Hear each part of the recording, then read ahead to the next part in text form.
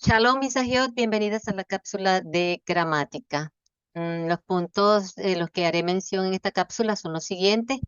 Voy a iniciar con un preámbulo basado en una descripción breve sobre el proceso de elaboración de esta cápsula para justificar el material que les voy a presentar. Seguidamente leeremos una porción de Génesis.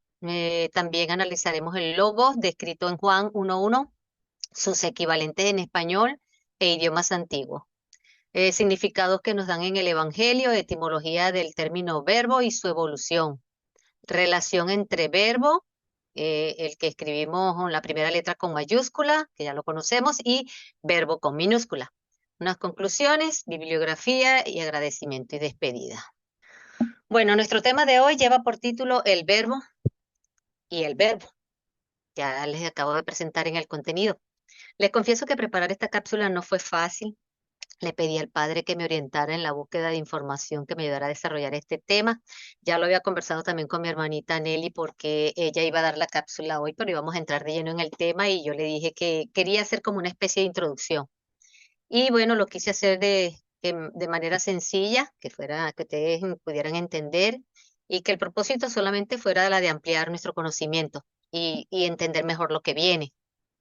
Hice investigaciones en internet, en libros físicos y virtuales. Escuché y vi videos buscando la mejor información que me ayudara a armar esta cápsula de una manera sencilla o fácil.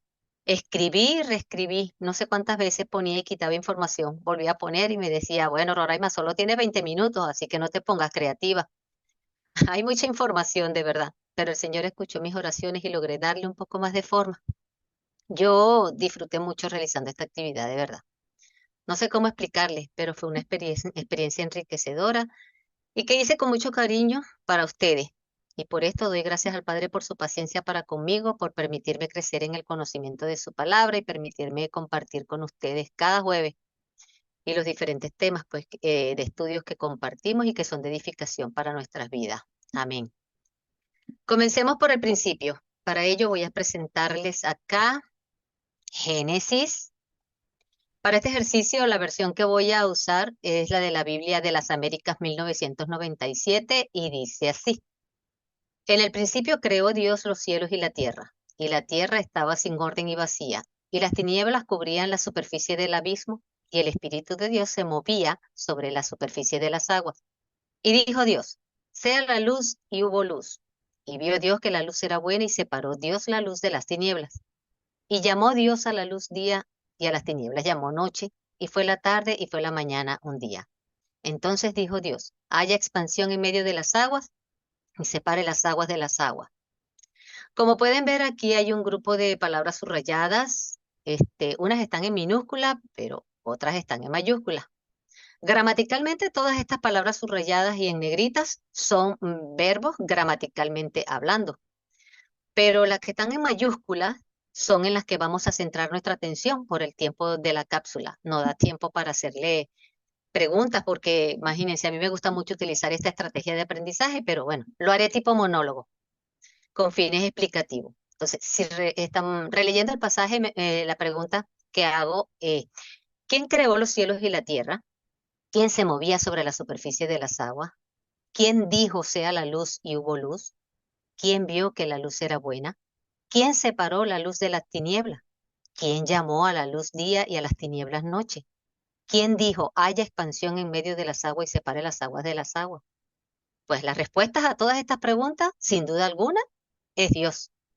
En el texto están subrayadas otras palabras que están en minúsculas y en negritas. Esos también son verbos, solo que dentro de la gramática tienen otra función y esto lo veremos más adelante. No lo voy a necesitar por ahora para lo que realmente quiero es explicarles hoy. Estos quedan para repasar cuando hagamos los estudios posteriores y servirán para practicar lo relacionado con el verbo. Pero vamos con la frase en el principio, pero ahora leeremos a Juan, capítulo 1, versículo 1 de la versión Reina Valera 1960, que dice, en el principio era el verbo y el verbo era con Dios y el verbo era Dios. Aquí la palabra que se usa es este verbo, pero si leemos la BTX3, nos damos cuenta que utilizan la palabra logos. En un principio era el logos y el logos estaba ante Dios y Dios era el logos. Hay otras versiones que utilizan el término de palabra, pero el punto es que todas ellas apuntan a nuestro Mesías, ¿cierto? Él es la palabra encarnada, eterna y divina, a través de la cual toda la creación fue hecha.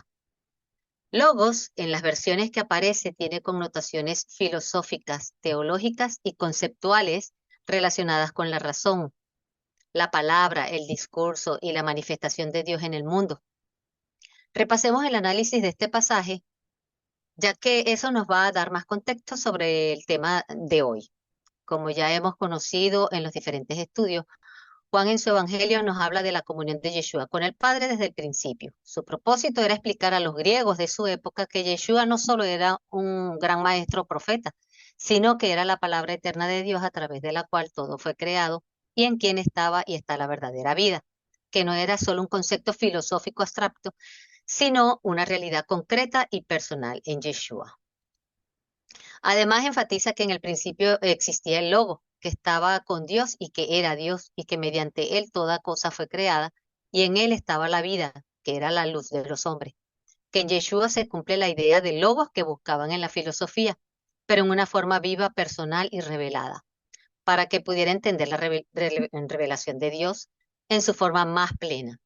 Juan escribió para los griegos de su época y usó el término logos, tal vez con el fin de captar la atención de algunos de sus lectores u oyentes que eran griegos y estaban familiarizados con esos términos, aunque podríamos pensar que su deseo era corregir conceptos equivocados de la filosofía griega.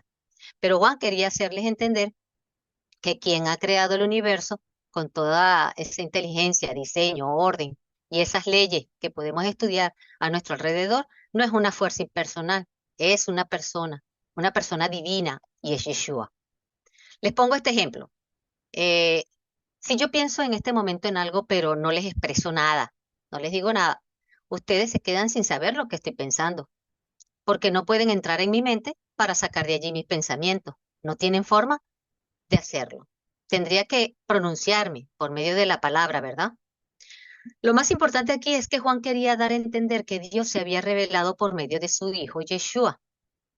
Aquellos pensamientos que estaban en la mente de Dios que nosotros nunca podríamos llegar a conocer de ninguna manera, ahora habían sido dados a nosotros por medio de la palabra a través de su Hijo.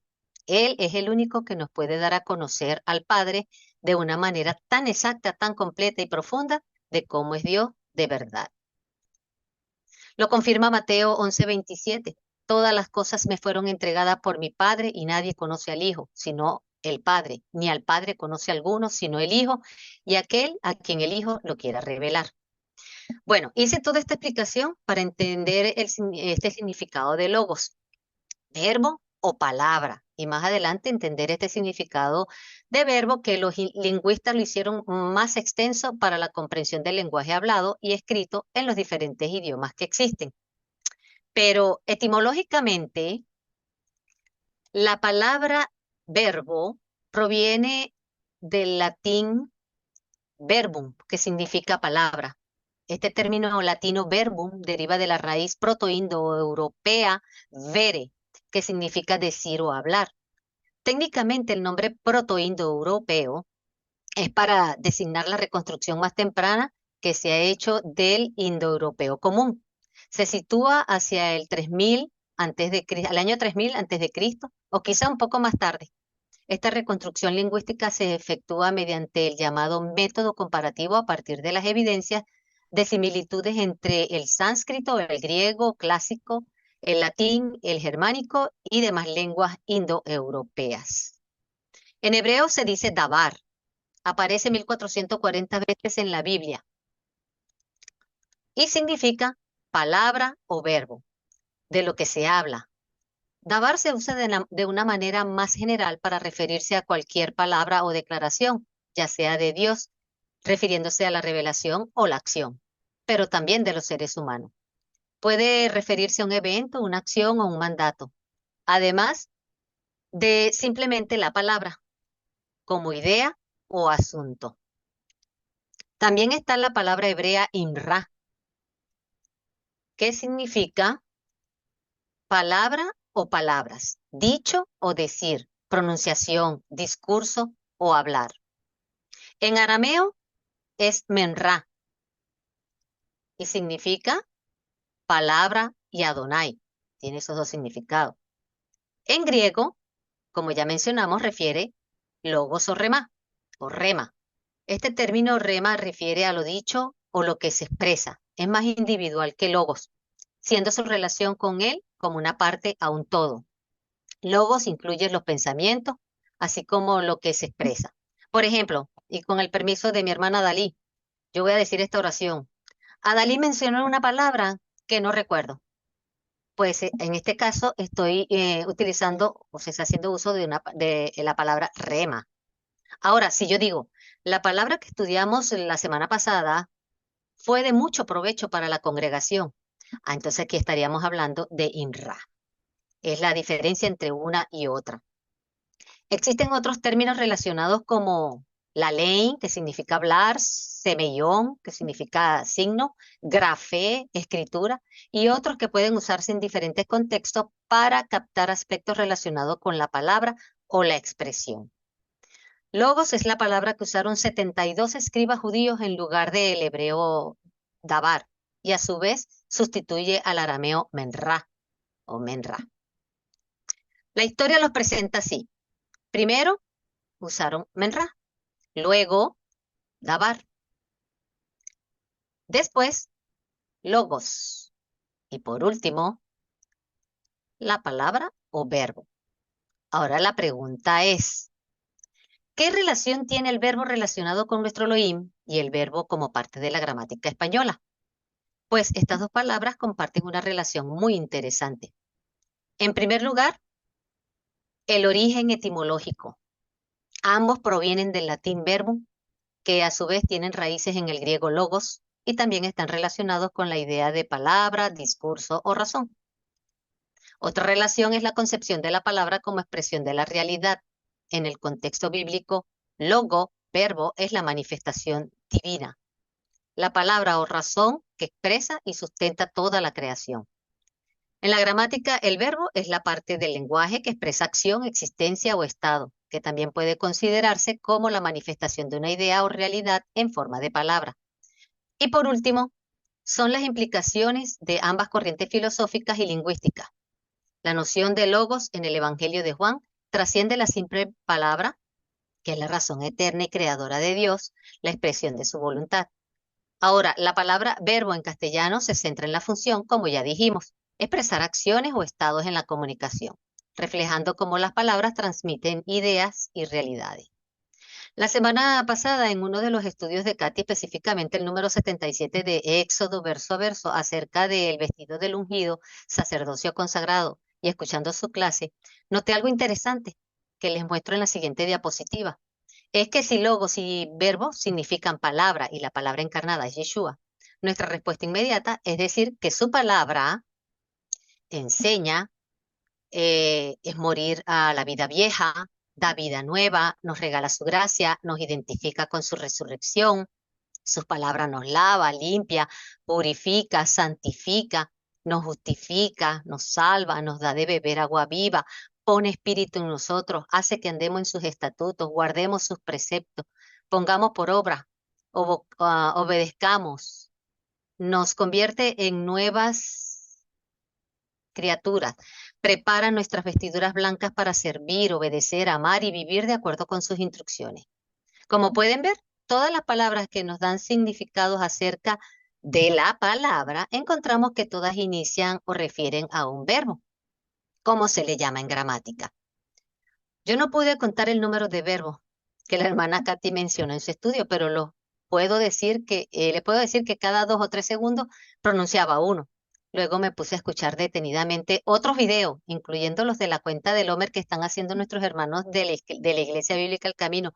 Por cierto, un trabajo excelente, que el Padre le siga fortaleciendo y creciendo en la fe. Allí también escuché una gran cantidad de verbos gramaticales y todos están en la Biblia. Todos hablan de nuestro Yeshua. No me había detenido a relacionar estas dos palabras dentro de estas dos concepciones. Estaba y sigo enfocada en aprender, obedecer para luego enseñar la palabra. Pero entender esa parte gramatical de nuestro idioma es un plus, porque nos ayuda con nuestros estudios. Entonces, mis amadas agiot, Espero que esta introducción haya sido de provecho para lo que se viene con las próximas cápsulas.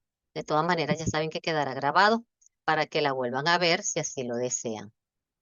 Esta es la bibliografía, aquí tienen la bibliografía que utilicé para esta cápsula por si quieren revisar. Shalom. Gracias por su atención.